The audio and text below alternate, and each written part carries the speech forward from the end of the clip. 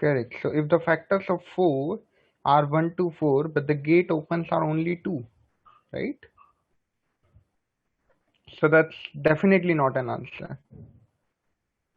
Okay, so that means you are not considering the number itself, is it? But for the 6, the answer is supposed to be 2.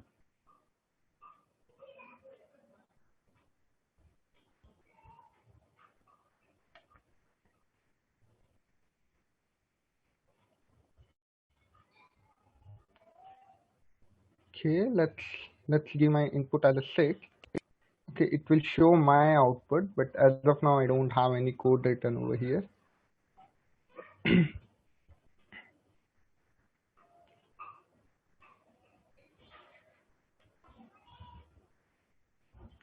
Right?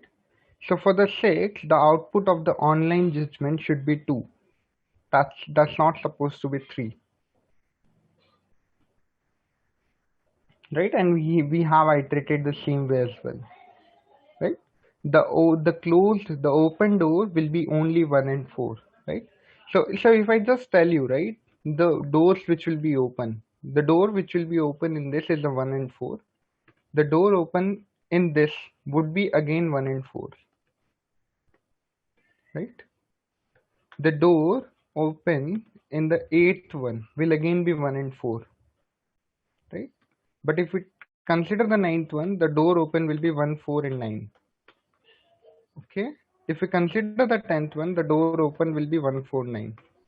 Can you guys think of what exactly the pattern it is following? Right? If we have a look, if I give 9 over here, right, the output is 3. And if I give 8 over here,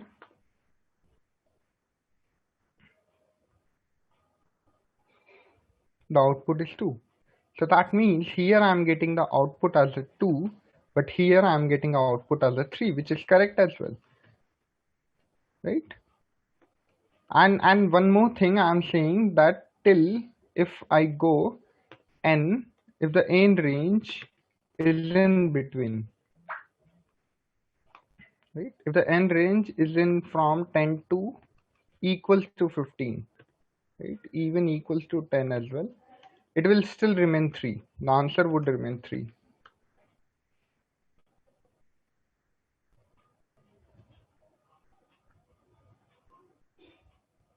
Correct, but your test case, what you are saying, it will fail for 6 as well, right?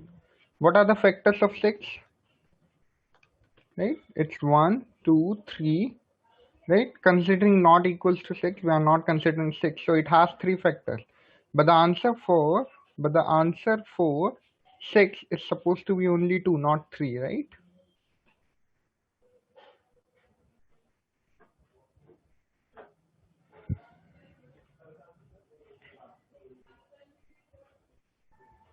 Okay. So what exactly the logic over here is, okay, this is something related to the factor itself, but how exactly we are doing it? Think about that way. If I have 2, right? So basically, whenever we get a square root number, a perfect square number, what exactly happens? It has 2 factors, the number, let's say the number and the number again, right? So only those doors will remain open which are the perfect square numbers, right?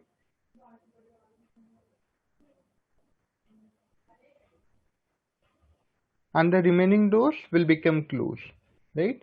So only those doors, if we have a look, right, in between 1 to 6, only the 1 and 4 are open. In between 1 to 7, again 1 and 4 are open. In between 1 to 8, again 1 and 4 are open. In between 1 to 9, 1, 4, 9 and open. Why the 9 we have included? Because it is again a perfect square, right? So if you just do square root of n, right? What is the square root of n, right? 4 will give me 2. What is the square root of n? And you need to consider the least integer, right? What is the square root of 2? It's going to be 1 point something, right? If it's 1 point something, you consider the least count of it, which is basically 1, right? What is the square root of a 10? It's going to be 3 point something. And if you consider the least count of it, which would be 3 itself, right?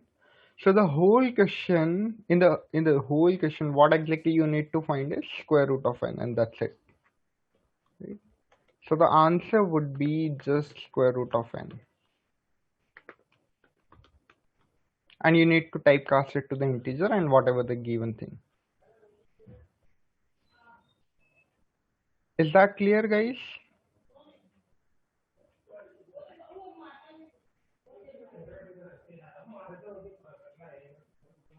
Any doubts?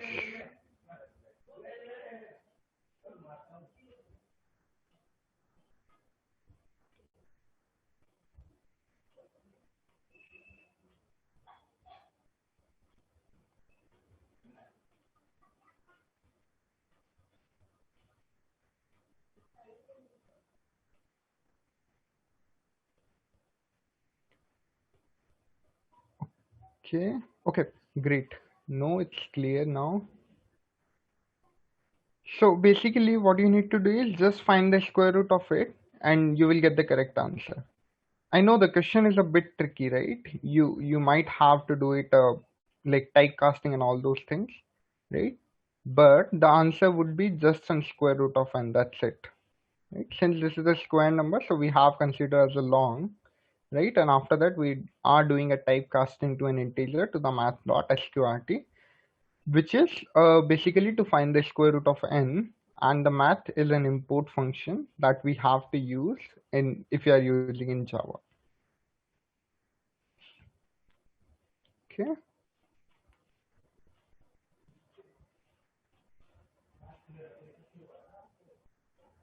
Okay, can anyone tell me what is the time complexity for this code?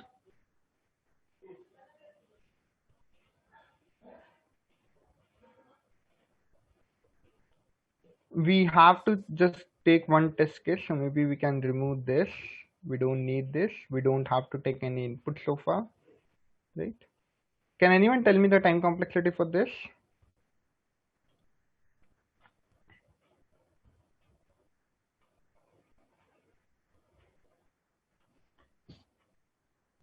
Okay, if I just write it over here, right?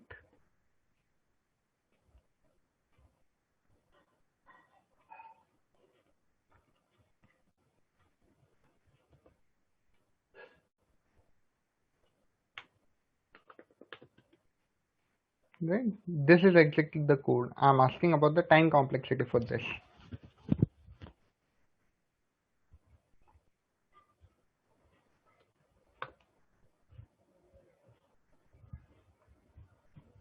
Guys, it should be big of 1, right? It's, I don't know how exactly you guys are telling big of n. Do we have any for loop over here? No, right? And if you see by the code, right, the expected time complexity is supposed to be the big of 1 only, right? We are just finding the square root of the number, which is just a constant thing, right? You don't have to go in the loop, right, to find the square root of a particular number. Okay, for the previous code, we have a loop. Correct, correct, correct. For the previous code, because what exactly they have given in the previous code, they were taking the input from the user as well.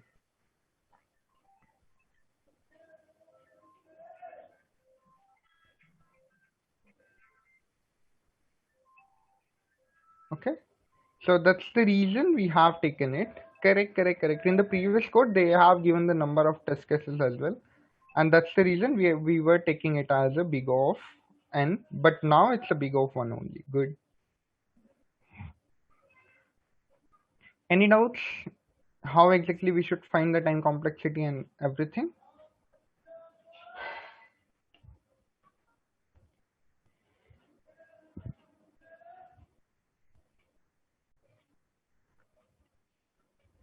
Okay, great. So today we'll be discussing all about interface, right? In the last class we have discussed a bit about abstraction, right? After this, once we will get done with these questions, right, these topics, we will take a around 20 MCQs, right, which will make you clear each and every concept thoroughly, right? So we'll be discussing first. We'll be discussing the topics, right? After that, we will be move on to the MCQs. Okay. Any doubts, guys, so far? Are you guys trying these questions, whatever we have posted so far? Guys, these are the questions are really important. I'm saying it to again and again. The reason behind that is why I'm saying these questions are important to you, because these are the questions which are actually being asked in the companies, right? You can try it out in the online compiler, right? If you open any online compiler, you might get the correct output, but you will get more things over here, right? If any of the test case, if any of the edge case is failing, you won't be able to predict it that okay, this is the test case failing in the, if you do it in any normal online compiler. But if you do it over here, they have some kind of a hidden test case of themselves, right? They do have a several constraints as well, like the time complexity, space complexity, right? So if you are exceeding these ones, you won't be able to run your code. You won't be able to submit your code. You might get the correct output over here, but this will throw me a time complexity exception sometimes a space complexity exceptions.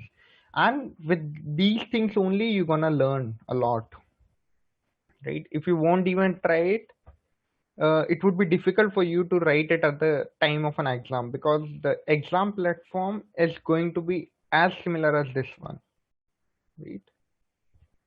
That's the reason we are giving you the uh, we are giving you the URLs of the question as well, so that you can also try the same thing,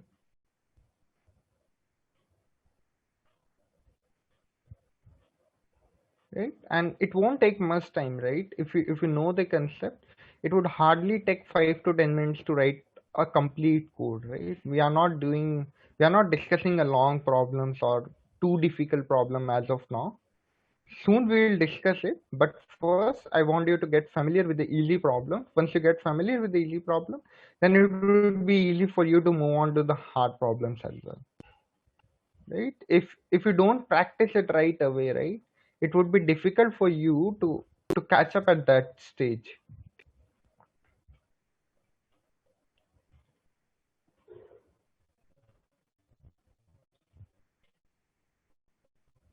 right? So keep trying, guys. Okay, so let's get started with an interface, right? So like a class, right? An interface can have the methods, can have the variables, right? But the method declares in the interface are by default abstract, right? Only method signature, nobody. When I say a method is an abstract, that means it should only contains the signature. It shouldn't have a body. When I say what it shouldn't have a body, I mean the body. I mean by this that it shouldn't. Let's say I have given a function name, so I just need to declare a function name. Let's say name, right? Or maybe something get name, some more generic, right? So it would be just like this. It shouldn't have a body. We just define a function that's going to be abstract by default, right? We don't have to write a keyword abstract in terms of an interface. Is that clear? Interface specify what a class must do and do not know how, right? Interface only defines that okay, this class has a function of a get name. Basically, it will call this function get name, but the class doesn't know that how exactly it is going to get the name. It's like it seems the class is blindfold, right? The class is binded. Whenever we are implementing that interface, that class will give the definition of the function, and then only we'll be get to know that what exactly this class is doing, right? So an interface is about the capabilities like a player, maybe an interface, and any class implementing the player must be able to implement move, right? So the same case they have given, right? Let's say there is a name as a player, right? So I've defined an interface with a name as a player. So that is going to be the syntax would look like there would be an interface keyword, right? There would be a player, okay? By an interface and any class implementing this, right? So if I have a class, okay, if I have a class A and this class implementing the class player, so I will write an implements keyword over here, implements, player, right? If a class implements this, right, and if I have a function move over here which is defined over here, so it's by default going to be the,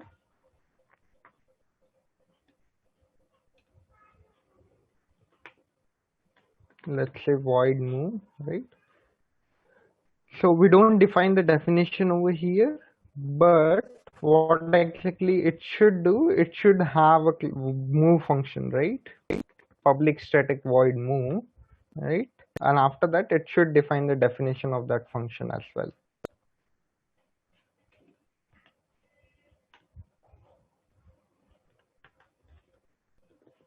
right? It should have the definition of the function.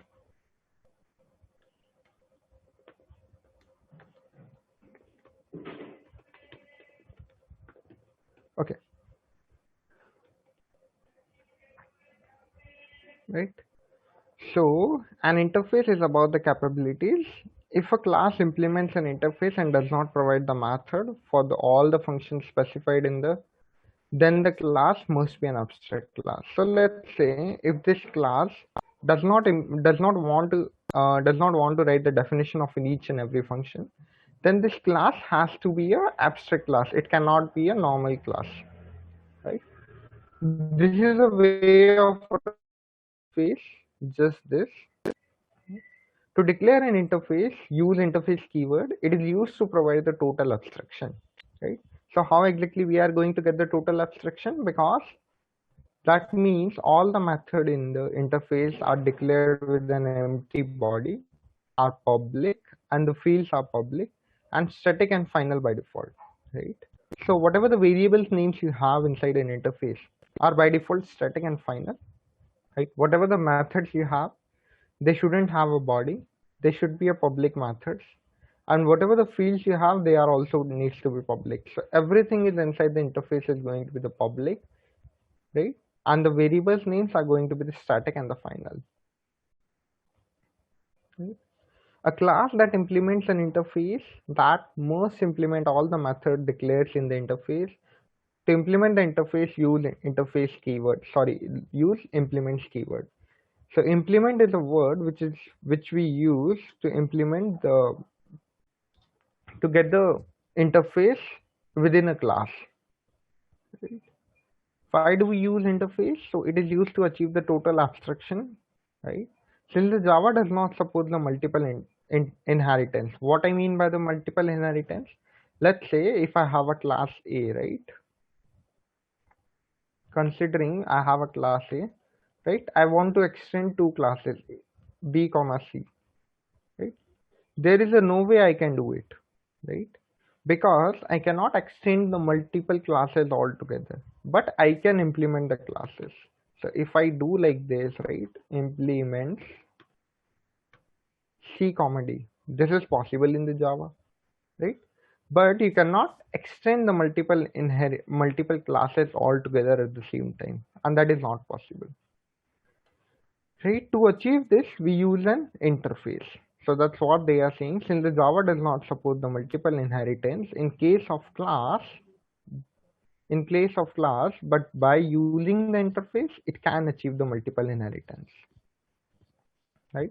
Because we can implement the multiple classes as well.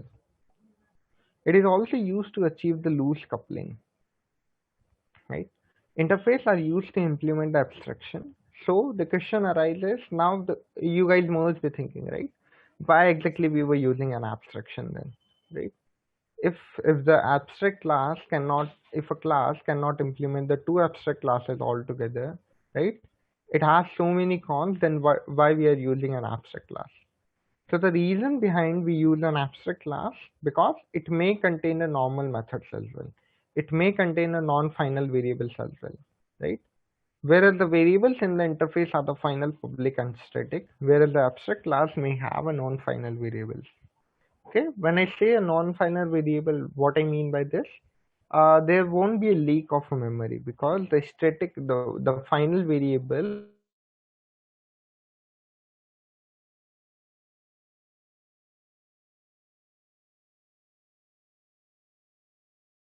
throughout or throughout the code, whatever you are writing, right? You might get a memory leak over there, right? To reduce the memory leak to maybe you will get once you get into some industry, right? You also try to minimize the use of a final variables and something like this, right? So we, let's say we have a player which is an interface, right? And whenever we define an interface, it's always going to be the final int id. Int move is the function that is a we have written. Okay, so let's discuss one of more example, right? So let's say we have an interface over here, and there is a class which is basically a test class, which is going to implement this class in1, right? So in1 is a one class which is going to implemented by the test class. Public void display is the function that we are going to call over here, system.out.println geek, right? This is a function we have defined. And why we have defined, why there was a need to define this function? Because we do have a function display inside this interface, right? So public static void means string args test class t is equals to the new test class. This is basically we are creating an object of this, and after that I can directly call a display function, right? So if I ask you to ways to achieve abstraction, there can be two ways to achieve the abstraction. One by using an abstract class, the other one by using an interface. Interface also provides an abstraction. That's the same thing we are doing in the abstract classes as well. The only difference I see, right, there should be an abstract keyword, right? It should be an abstract class. And apart from that, if we are implementing it over here, we should have extended it.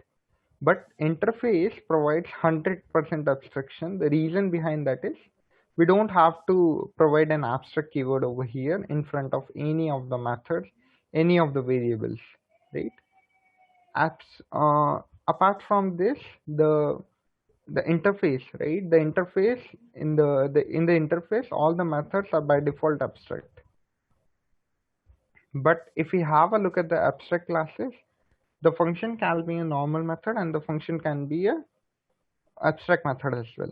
So we may have these two kinds of a method inside an abstract class.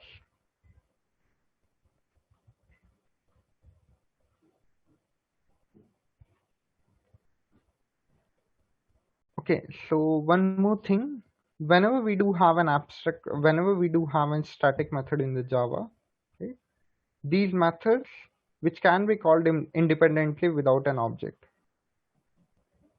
So okay, so we don't have to define an object to call a static methods, right? Static methods can be called at any time without even creating an object. But that's not a good way of calling it, because we should minimize the use of static methods. Okay, just a few couple of points to remember regarding the interface, right? So the same point as an abstract class, we cannot create an instance, right, of an interface, but we can make a reference of that refers to an object of its implementing class, right? So basically what exactly it refers to, we cannot create an object of the interface altogether, but we can make a reference to it because you can implement these classes in the other class. Okay, the second point, a class can implement more than one interface, right? But we cannot extend the two classes, but we can implement the two classes, and that's where it gives a property kind of a multiple inheritance. We cannot achieve it multiple inheritance because we cannot extend the two classes, but we can implement the two classes altogether. An interface can extend another interface or the interfaces. So whether is it possible to extend an interface? Yes, it is. A class that implements an interface must implement all the methods of an interface. Right, so whatever the method we have defined inside the interface, it has to, a class which is going to implement that has to implement all the methods defined in that interface.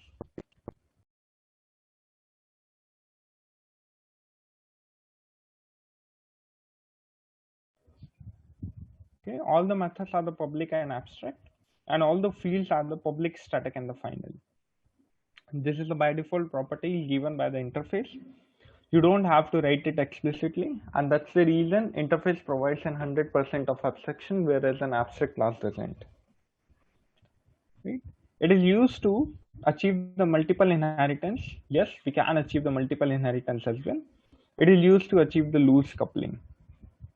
Right? When I say loose coupling, the code and the variables are not that bindly together. Right? We can have a loosely coupled code, and it basically help us to write the unit test. Right? When I say unit test means testing a small functionality of your code, right? So this is a kind of a broader wise application, right? When you work in an industry, you need to write a unit test that how your feature is working for a particular unit. Let's say you write a 10 lines of code. After that, you want to test your 10 lines of code that whether it will work for the every test cases, right? Or maybe in the future, if somebody made the changes in that code, will my code should break or not, right? So I will write the unit test for that the same, right? By hard coding the variables. So that's only possible when you have a loose coupling in your code. If you have a tightly coupled code, it would be difficult for you to write the unit test, because it you make one changes and it might break all the unit tests. So the unit test, I mean, it should be testable for a smaller unit, whatever makes it possible a smaller to take it to make it a smaller unit, right? It should be kind of a smaller unit. Let's say you have written a prime number code or whatever it is. So you need to you should have a unit test for that. Guys, please mute yourself.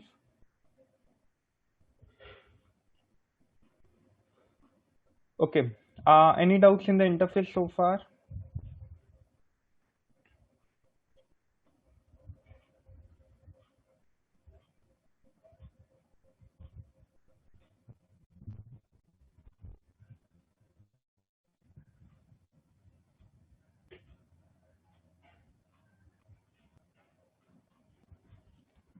Guys, even if you guys want, right, you guys can also attempt your own MCQs from wherever you find, right? I'm not restricting you to you should follow this source only, right? You can find any source. Just try to recap your concept whatever you have read inside the class, because these are the theoretical concept. You might see it today, you might forget it tomorrow as well, right? But these are the important concepts when it comes to the interview, as well as when it comes to the any online MCQ exams, right? There must be a question of an interface abstraction altogether. OOPS concept, there would be plenty of questions on the OOPS concept, and if you know the OOPS concept, you are definitely going to get it better.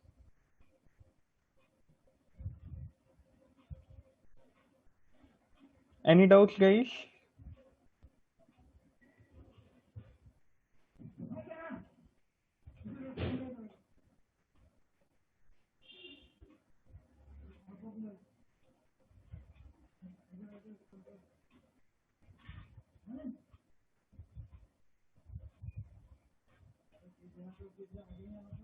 Okay, no doubts.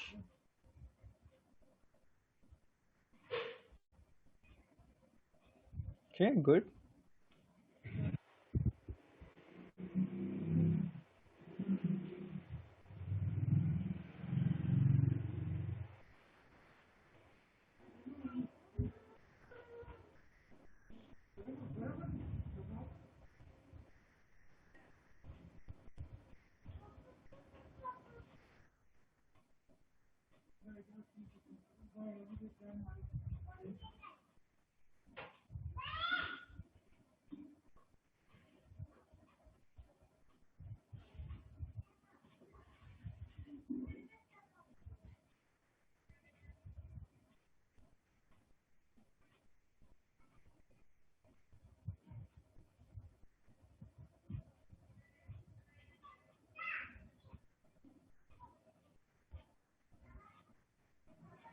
Okay.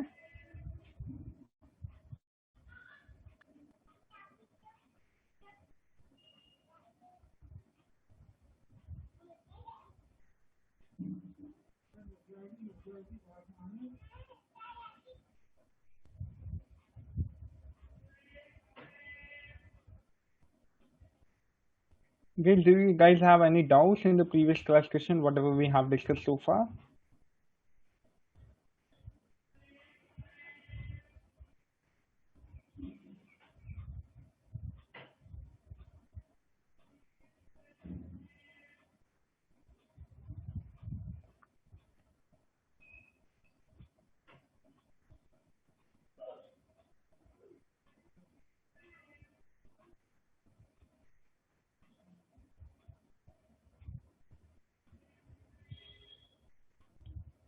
Okay, if no doubts, maybe we can quickly discuss one question. Let's see how exactly you guys can approach it.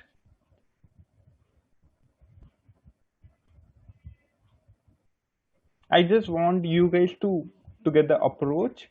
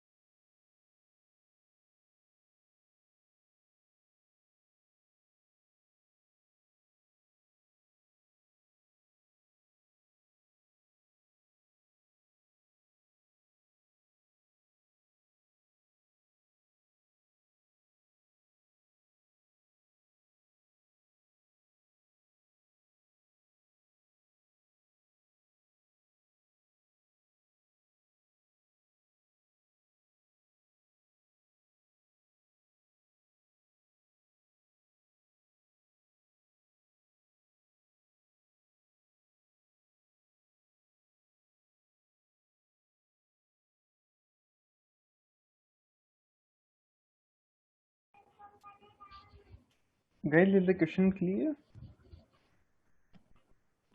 I just want you to get the logic for this. I don't want you to code it.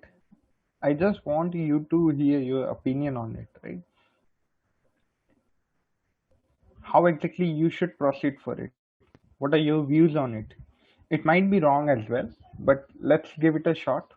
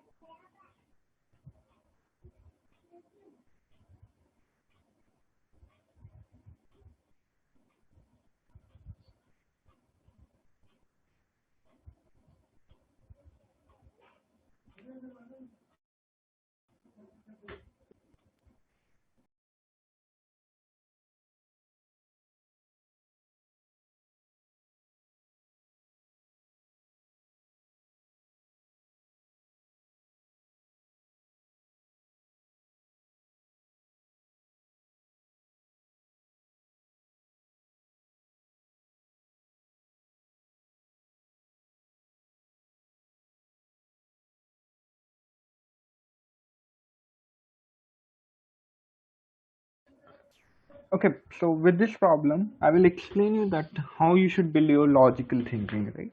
The question is not for the just to solve it, right? We should have a logical thinking as well. So let's say I have given a string and reverse the string without reversing its individual word. Words are separated by the dots, right? This is what the question is. Right? Now let's try to think about it. How exactly we can do it? Okay, come from the last, save the word until the first dot and continue the same. Okay, okay, by printing the first one. Okay, without the dot, you mean? So whenever you will get a dot, you will break it, right? Okay, using the for loop from back to the front of the string. till the dot come, we store each character in a string. Okay. If the dot comes, we should print the reverse, then again repeat. Okay, so basically, correct, good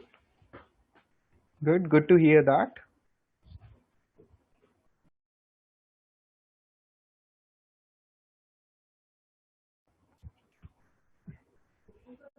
Okay, you will give a new dot as an output. Okay, that's also valid point.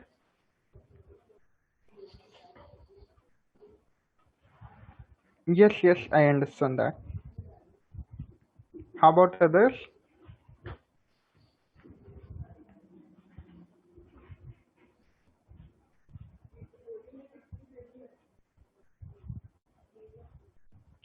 Okay, so let me discuss the solutions over here. So more or less, we got the logic, right?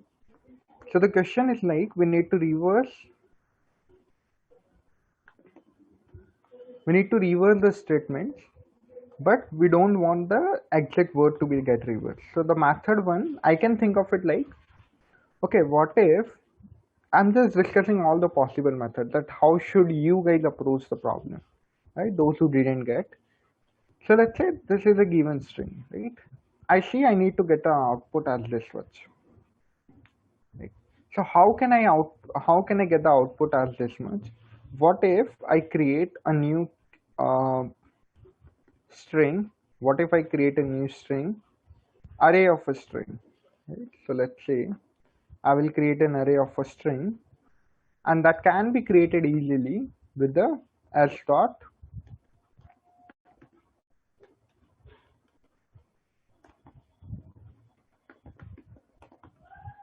right? So what if I create a new array, which is basically by splitting through the dot, right?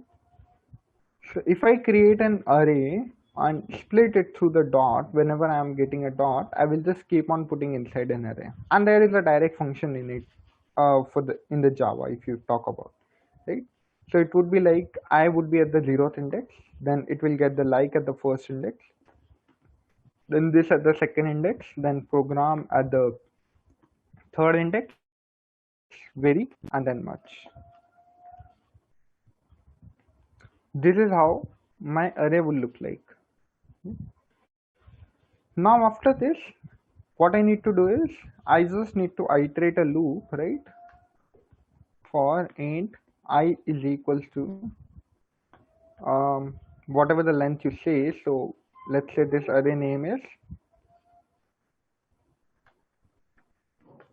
string split, or maybe you can give some mnemonic name to it, right?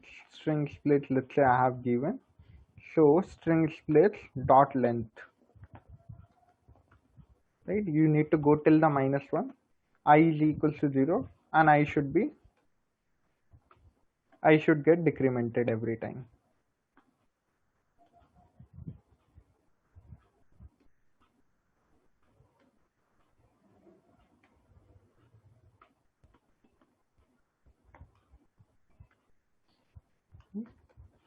I will keep on getting decremented each and every time.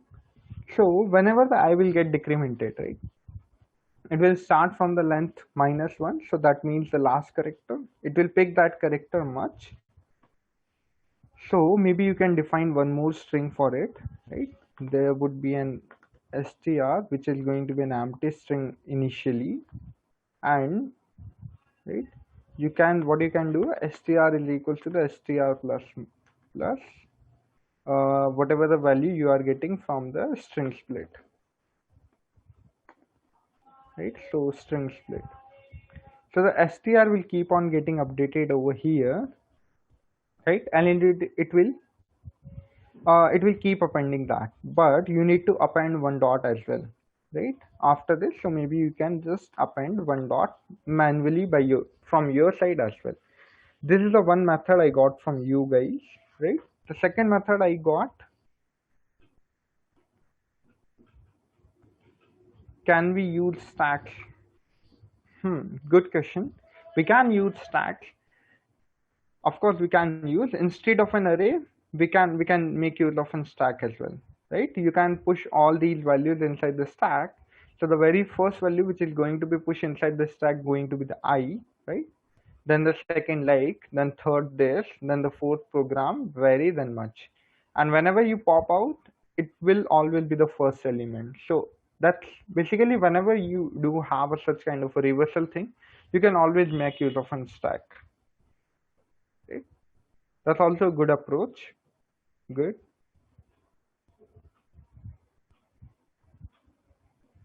Right, but again you must be needing a split operation because you cannot put all these things inside the stack all together, otherwise it would remain the same.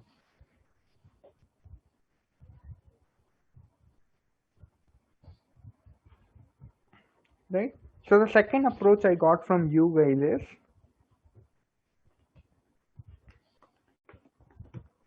method 2. Right? So the method 2, what you can do is you can start iterating from the back. Right? So whatever the number you have, you will start iterating from the character by character from the back, and whenever you get a dot you will just break the loop. Right, so what you're gonna do is for int I is equals to the s dot length minus 1, I should be greater than or equals to 0, I minus minus, right? And after that, what exactly you need to do is whenever you are getting a dot operation, you need to break it and again start it from there, right? So basically, what are the things you need to keep in mind for doing this, right? First of all, what you need to do is, first of all, you have to iterate if s dot get char at I, right? S dot char at I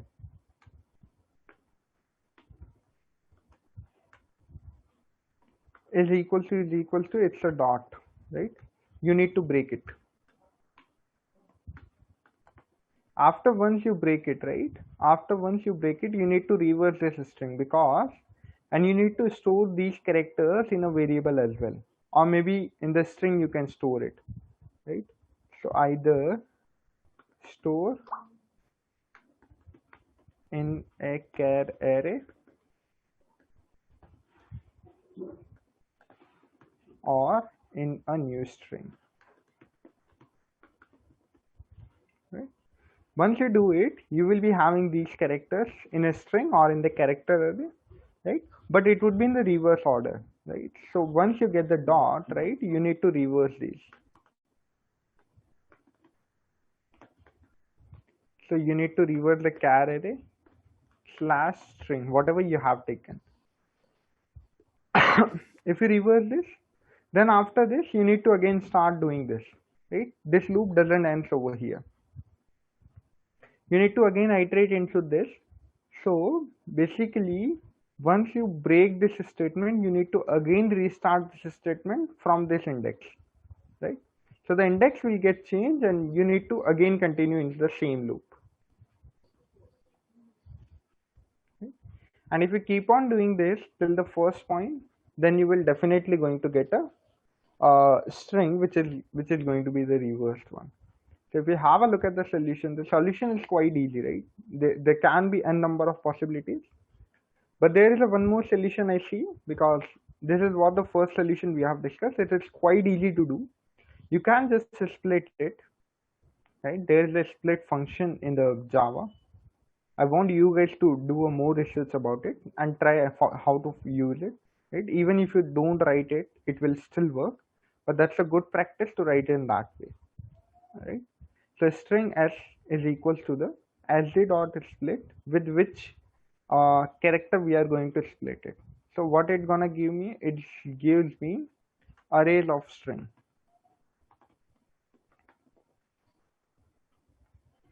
Okay, okay, good.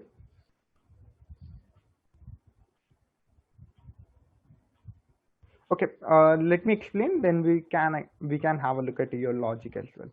Okay? Then what exactly we are doing is we are just iterating from the backside, right? S dot length minus 1 to the I is greater than or equals to 0, I minus minus. Okay, and if Okay, just one more edge case you need to memorize, you need to keep in mind over here is, if I is not equals to 0, right, then I need to append a dot. But if it's a last number, right, then I don't need to append a dot, because the reason behind that is, if I'm appending a dot after every number, there would be a dot after I as well. So it will be I dot, but I don't want a I dot, right? So that's the reason we have explicitly written this condition that if I is not equal to 0, we need to write it, else we are not going to write it.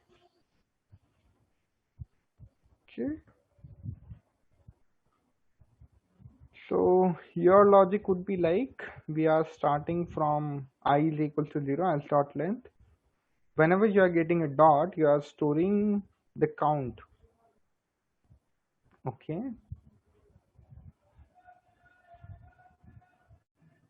Okay, and if you are not getting it, you are storing it into a word variable. Okay.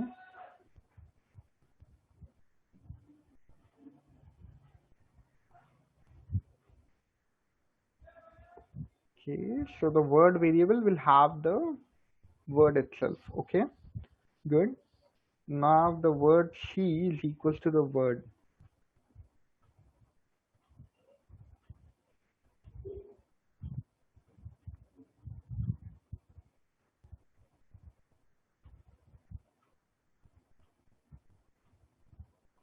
Okay, did you try running it? Is it working for the test cases?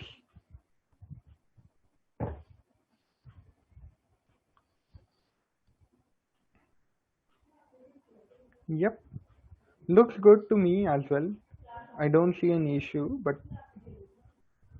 just that it would be like 2 months to for this code, right? We can finish it within few lines of code. I know the logic is good, right? We are using a couple of we are using a word as well, right? The word is going to be just make sure that instead of using a predefining the string as 100, right? You shouldn't predefine it. You should take it from the user. Whatever the maximum that the user can give, that should be the taken as an input, right? Because it might exceed 100 as well. Okay. Any doubts, guys?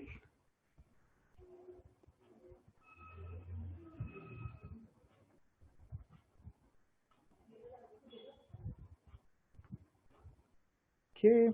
If no doubts, maybe we guys can drop off.